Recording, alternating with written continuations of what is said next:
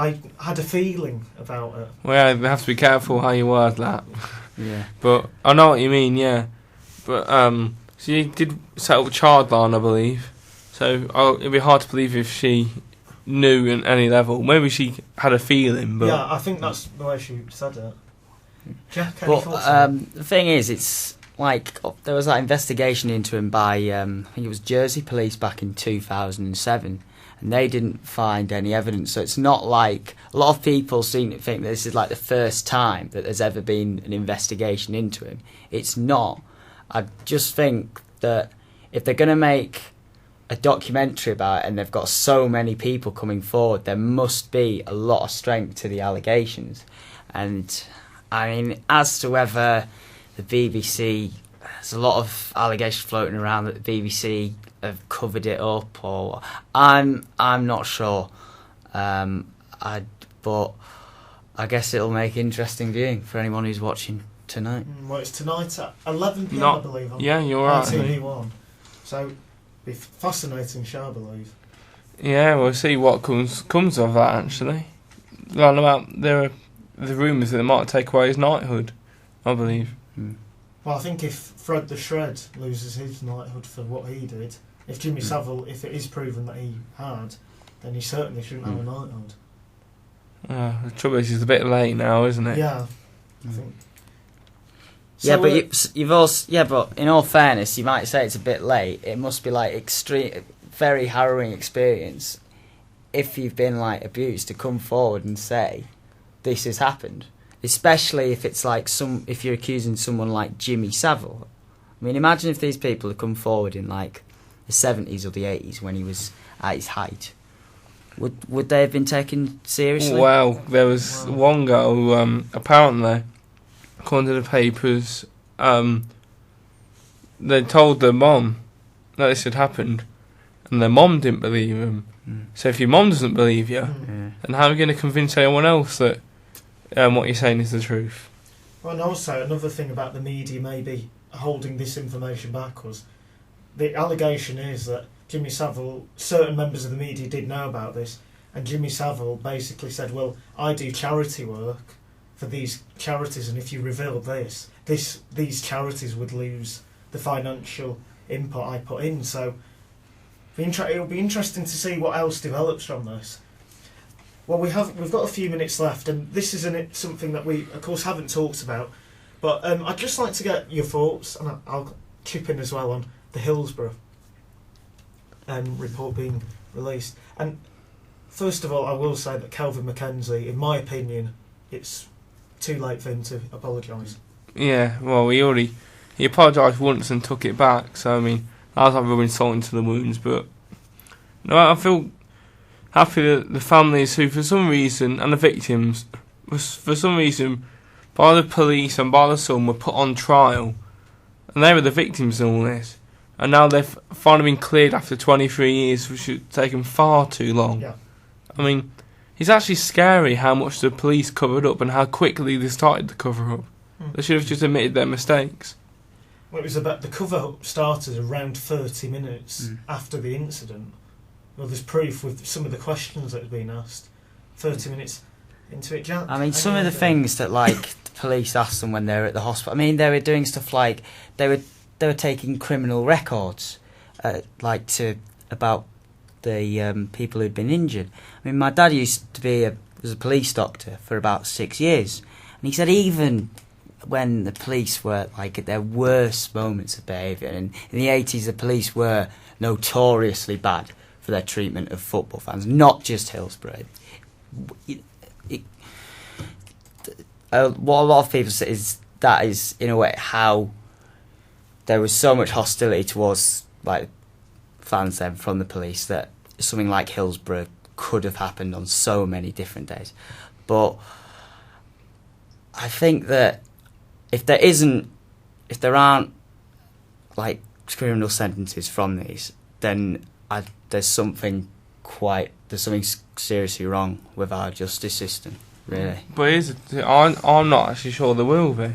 I've just got a funny feeling it's taken so long. I think that's what they'll say is some incidents have to be reported and charged within 3 years, and this is 23. 20, yeah, it's certainly.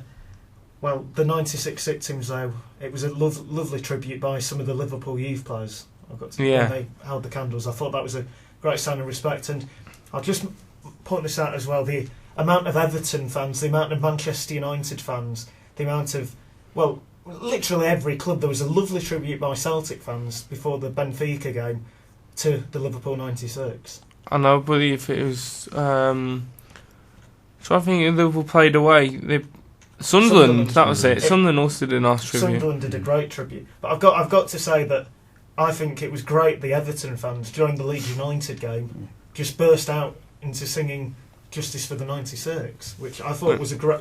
Well, there's nothing. I've always said this. There's nothing to worry about the Everton fans because unless people forget, Everton are from Liverpool. They've been in the same city, so they're going to work with Liverpool fans.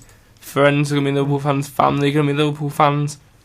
Well, so I think it's pretty safe to say that if you were an Everton fan growing up, then you will have probably known somebody who was affected by that. Yeah. Whether somebody who lost somebody or maybe losing a friend who was a Liverpool fan. Exactly. I've seen stories and heard stories of Everton fans coming back from, because they were playing on the same day but at Villa Park, and they came back and they once they heard the stories, like, obviously they couldn't believe it, and they were like frantically searching for their friends or family or whatever. So it affected them as well. Right. Well, just on a bit of a lighter note, but maybe not for Liverpool. Daniel Agger, it's been revealed, has a minor fracture in his kneecap. Be interesting. How is that a lighter note? Well, it's not. It's not like Hillsborough. Yeah, it's. Well, it's still not a light note. I said maybe a small little, but no. But Daniel Agger has said this is what it's not. Daniel Agger has said, "I feared the worst. I thought it was a bad one and that I would be out for a month, but thankfully it was just a really hard knock to the knee. I've got a small fracture in the bone. It's only a minor thing. It's no problem. I'll keep playing for Liverpool." So. Well, there we go. That's okay. A bit more light. It's a bit of a lighter now. There's light at the end of the tunnel. Yeah.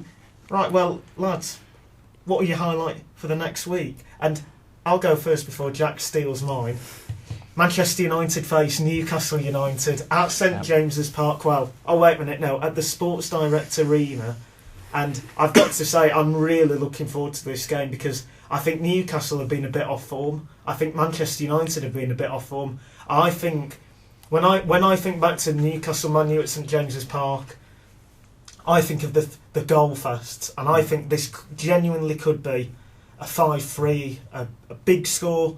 I think Man U will edge it though, just. I think it would be a score draw. I think Newcastle will probably be the better team, but Man U this season have clinical finishing from Van Persie again. If it weren't for Van Persie, Man U would be so down the league. They've been so lucky this season. I mean, even a Man U fan, I've had Man U fans admit this, how lucky they've been. But that's how they are sometimes. When you go through bad form, the good teams pick up results. I mean, in the Liverpool match, it was so one-sided in Liverpool's favour. But Man U took their chances. Yeah, and there's also a few officiating decisions that not many people agreed with. But so that's another point it's going to make. Hopefully, the officials won't get involved so much at the weekend and we'll have a good game. Jack? Well, I'm going to be honest here, because although people give Man U stick for refereeing decisions which has gone their way, Newcastle have had quite a few decisions which have gone their way. Like, it shouldn't. Our second goal against Reading shouldn't have been a goal. It was a blatant handball. And really, the FA should look at goals like that and take that goal away. Really, it should be, I can't believe I'm saying this, Reading 2, Newcastle 1. And, I mean... But the only trouble is, though, if you do that for a goal decision, do you do that for every decision? Like a missed sending off, a one that shouldn't have been a sending off, an offside goal? I think you have to have very, very... I think it should be missing goal or... I think it should be like a blatant missing goal, like a handball in the box. Something that it's not only shouldn't be a goal, it's an actual blatant foul, like Demba Ba's goal was. If you see what I mean. I think the only way you can deal with that will be instant replays and referrals and that. I don't think you can do it like... Imagine if you went... Let's say Liverpool Man U game. And let's say... You know... if they get all these official decisions wrong. I mean... You can't just go back and say, oh, it's 1-0 then change it. I mean... That's all I'm going to say on that, really. Well, interesting debate there. Well, thank you so much for listening to Blah De Blah with me, Tom Feeney. Me, Dale Harris. And me, Jack Elliott. Thanks once again for listening to Blah. Blah. Remember to follow us all on Twitter. That's, for me, that's at Thomas, F-E-A-H-E-N-Y. That's at Thomas Feeney. And at Dale Harris, 1991. At Jack Elliott, 1993. And remember to follow the three of us, a collective Twitter account. That's at the Blah De Blah.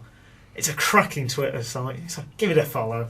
Thanks once again for listening, and goodbye. This programme was sponsored by sportingviewpoint.co.uk. And Dale Harris Blogspot.